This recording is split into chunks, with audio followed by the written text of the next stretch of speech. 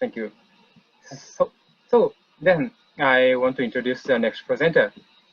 So next presenter is Sarah Schultz, that he just commented in the Ken's presentations. So Sarah Schultz from Minnesota State University, Moorhead, United States. Her title is Interactivity for Learning, using strategic questioning in the interactive planetarium.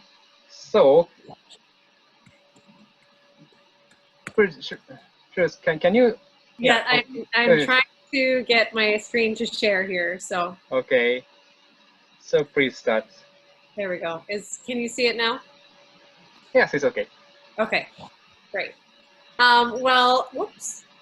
Hello, everyone. My name is Sarah Schultz, and I recently earned my doctorate degree in science education, and I wanted to share the research that I did for that doctorate with you today. Specifically, I was looking at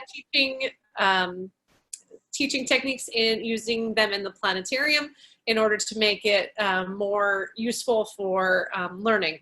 So I will go through this. If you have a moment, you can use the QR code. I'll have it in a few different places to be able to access a short little questionnaire about getting more information on this research. So the main reason for this study was because I wanted to serve the audience that I serve the most, which is the K-12 group, so my school groups.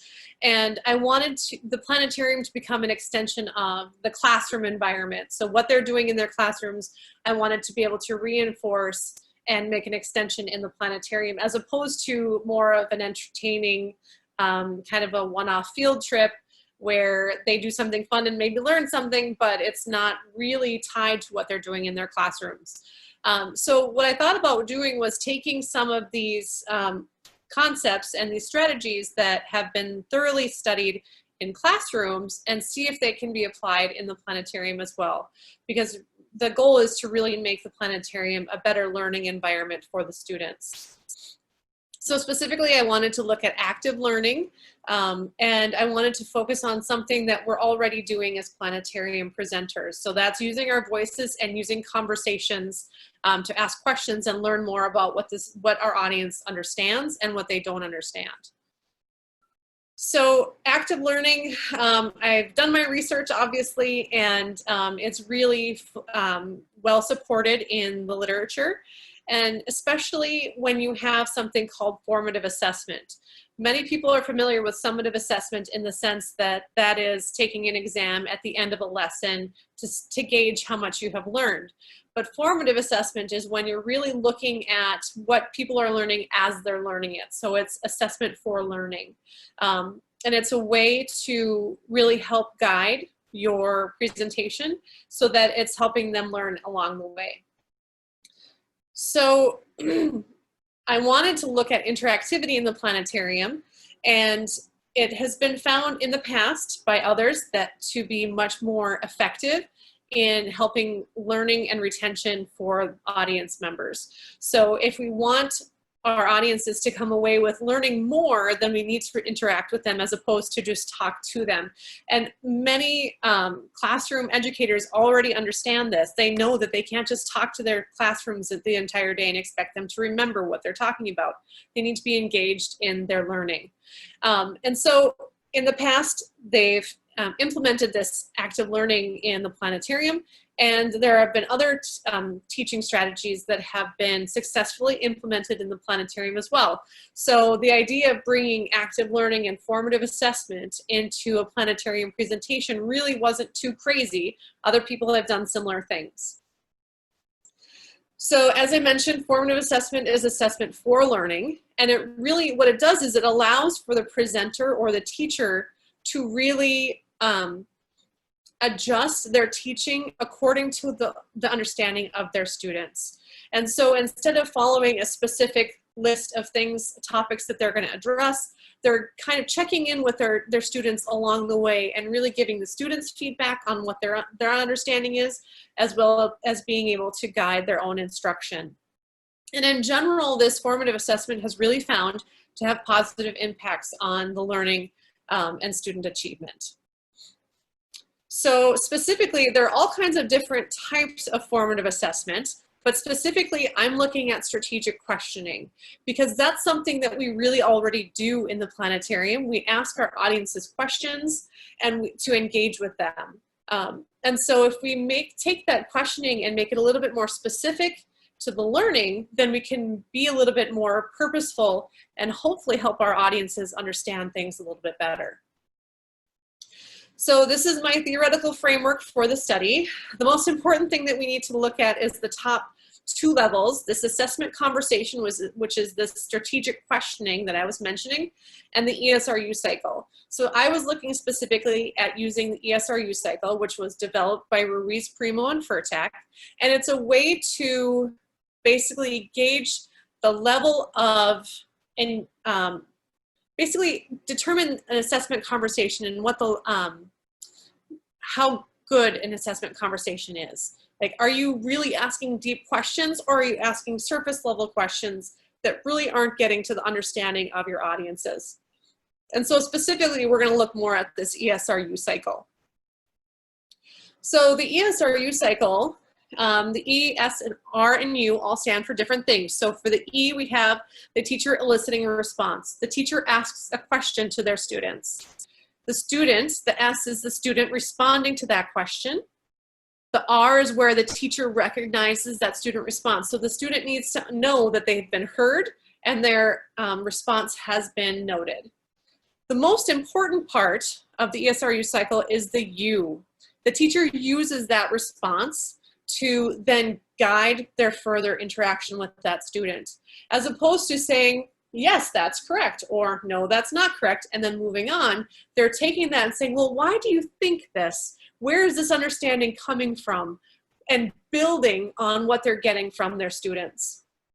So this was the basis of the study, was to see whether or not these ESRU cycles are happening in planetarium presentations. And if they're not, hopefully the future work is to be able to provide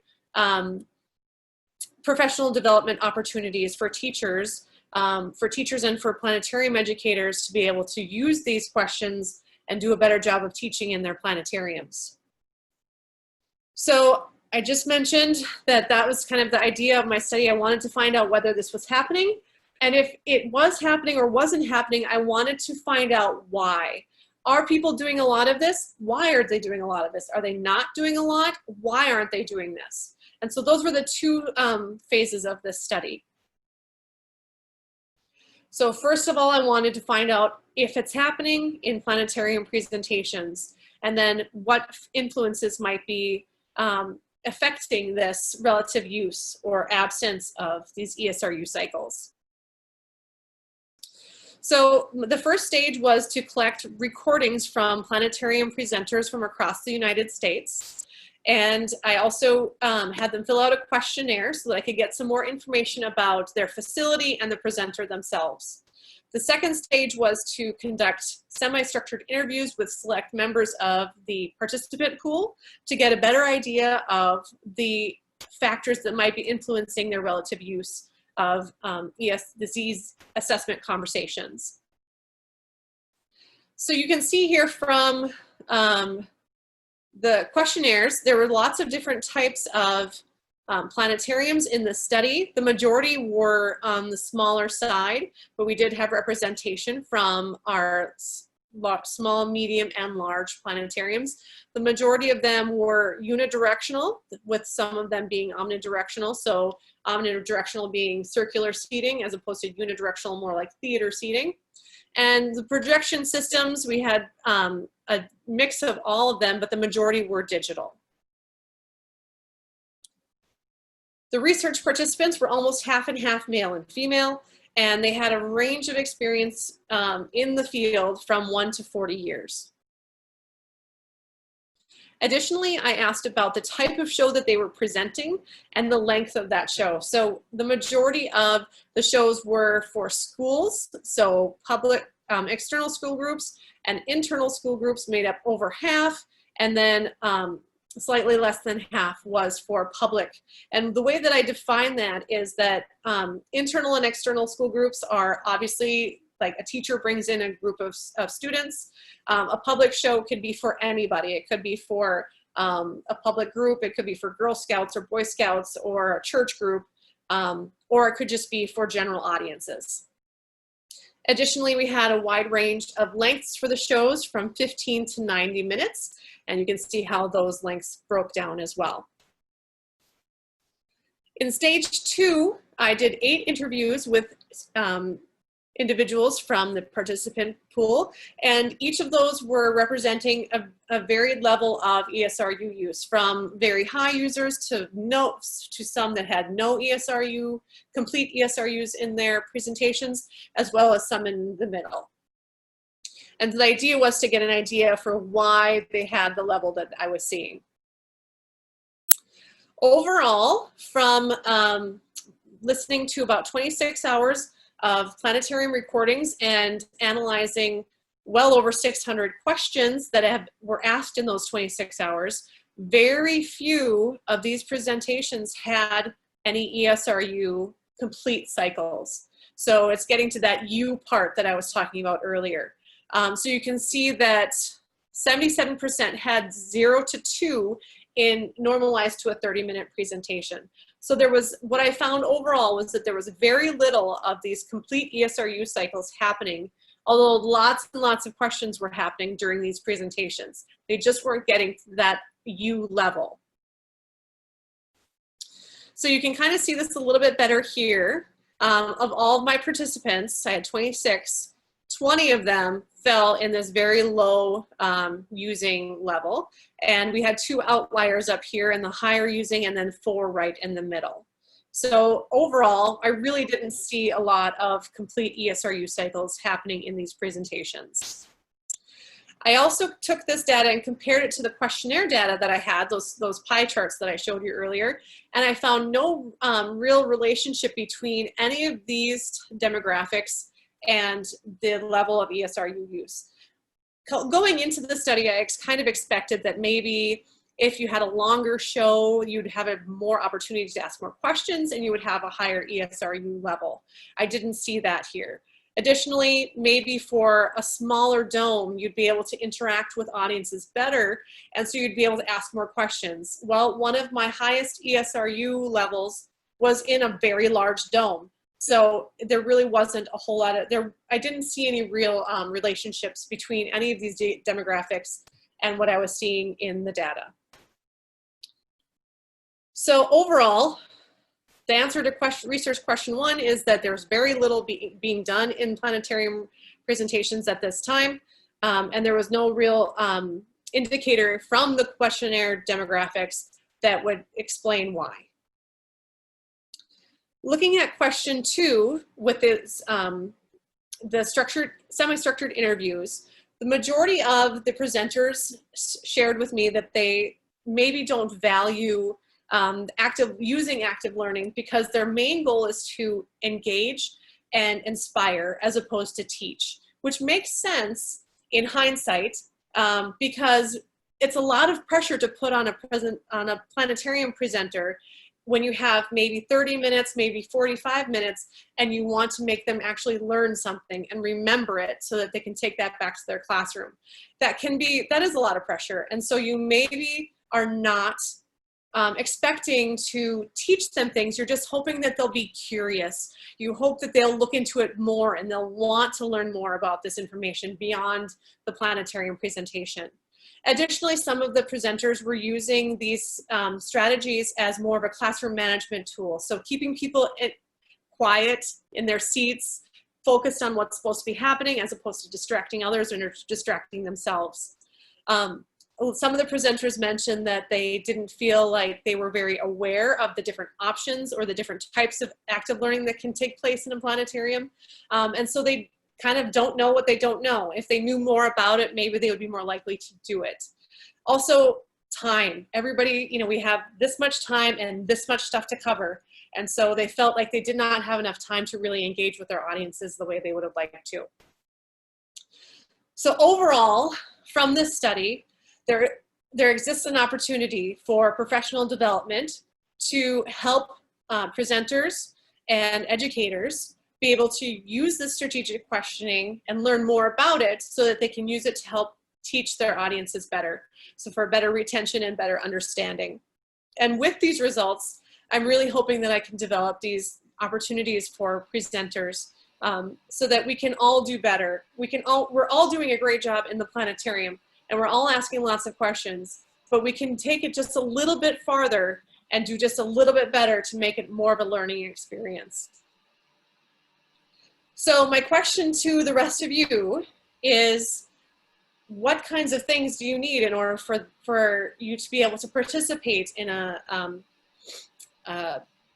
professional development opportunity? Or what do you need in order to be able to use these formative assessment techniques in your planetarium or in your classroom? And more importantly, is there interest in the support? Do you want to learn more about this? Are you interested in using these types of things in your teaching? And so that's where we go to the QR code down here. If you are interested and would like to learn more about this research, please go ahead and scan that. It'll take you to a really quick survey that I can get your information, and I can get more information to you if you are interested, and hopefully be in contact if we're able to put together some professional development opportunities. The goal is to make them potentially some in person, but also available virtually. So having training videos or just little, what I found is planetarians learn best by learning from each other and observing each other do our best. And so being able to watch videos of others presenting and using these techniques in their own planetarium presentations. So I'm not entirely sure where I am on time, but thank you all very much for listening. And as I mentioned, go ahead and use that QR code or send me an email. Email is perfectly fine too. But now is the time, if I have any time left, to answer any questions that anybody might have, and or comments or anything. So that's it. Thank you, Sarah. Thank you. Yeah. So please post any questions to the Q&A tools. Yes, I'm very impressed at the ESRU cycle. That is very important thing to build up the skill of the consideration, skill of the thoughts of the child and kids and students. However, in the case of the Japanese education, maybe school teachers in the formal curriculum, their goal is put knowledge and put the weight to solve the given problem on the textbook. So this system is not easily included to the already formed style curriculum. So I think the Planetarium or Science Museum, such a off-school education people, is a very great role on these incubation of the students' thinking skills. Absolutely. Yes. Yeah, it's the whole point is to be able to make the planetarium really reinforce what the teachers are doing and really support them, because a lot of teachers are not necessarily comfortable with a lot of these astronomical topics. And so they really need that support from those who are doing it day in and day out. Yes. So, and the Planetarium and Science Museum, such equipment, the students and people they already have a higher interest, higher curiosity for the science or things gathered to there. So the most important possibility of this skill, this style of the education is propagated to the other people. They are less interested, but they catch how they can feel, they can respond to the new knowledge. Some people have not feel that these knowledges have some interaction to themselves, but it's not. Oh, sorry, just 1 minute. So Perfect. Please post your, anybody please post your question, just a last chance. So That's yep. there are so many YouTuber or such a informal influencer or such a people, they can cast the point of interest to the public people. So this skill is not close into the educational scene, but this skill should be shared. The people widely, they inform people, inform all the public people. I agree. So. Well, thank you, everyone. Really no questions? Yeah, I don't see anything in here specifically, but feel free to email me or go ahead and fill out that survey. Then that'll capture your email address. So thank you very much. Thank you very much. So many people have interest for your inspiring talk. Thank you so much. Thank you. Okay.